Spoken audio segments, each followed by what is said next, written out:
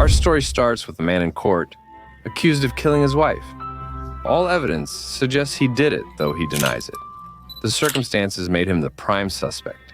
He said he grabbed the gun and chased her in the car, but then regained his senses and threw it in the river.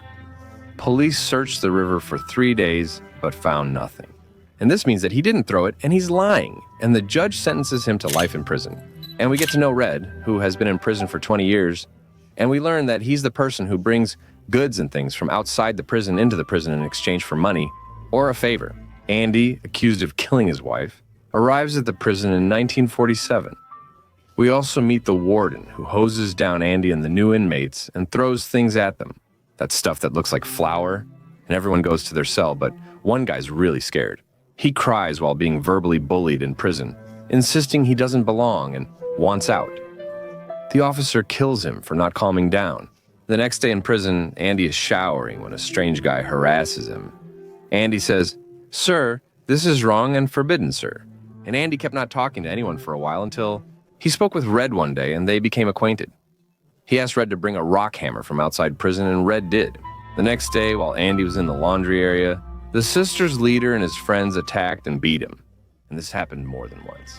2 years passed, and there was a job that needed workers from the prison.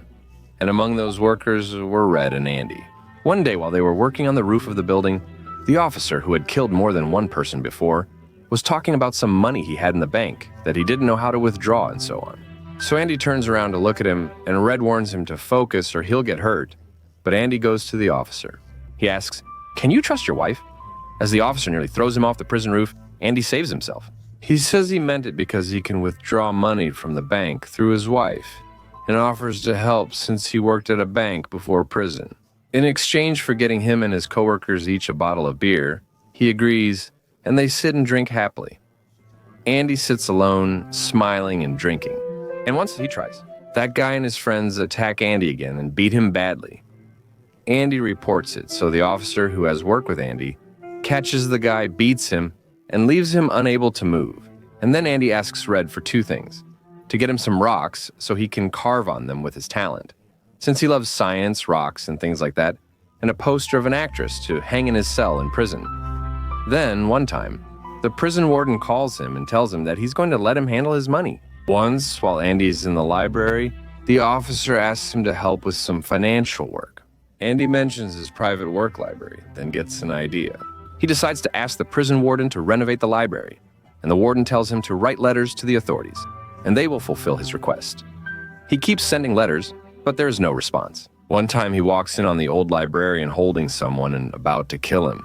He's about to be released from prison, but doesn't want to leave because he's grown used to life there. So he wanted to kill that man to stay locked up in prison and not get released. But Andy talks to him, calms him down, and convinces him to let the man go. The man gets out, but he can't handle the outside world he's in. And he lives a depressing period until when he decides to commit suicide, and the people in the prison are saddened when they hear the news. Meanwhile, Andy's library request is approved, and he locks himself in the warden's office to play music for the entire prison. He sits as if enjoying a brief moment of freedom. The officer breaks the glass, enters, and Andy is put in solitary for 2 weeks.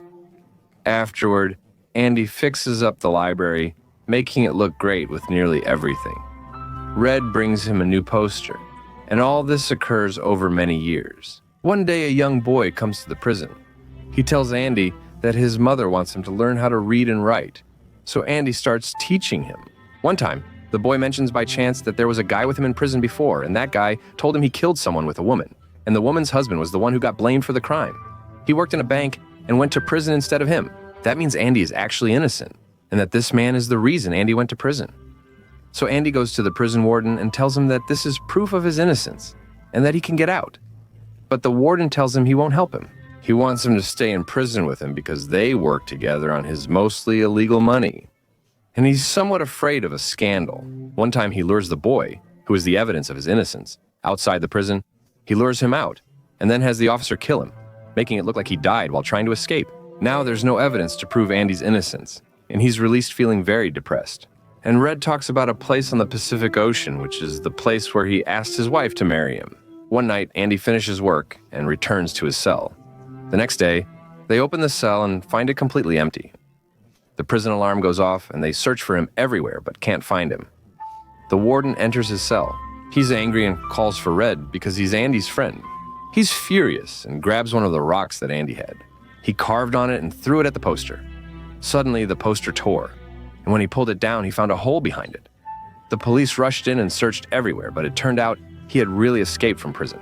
In 1966, we realized Andy had been digging there all along with the small hammer Red gave him at the start of the movie.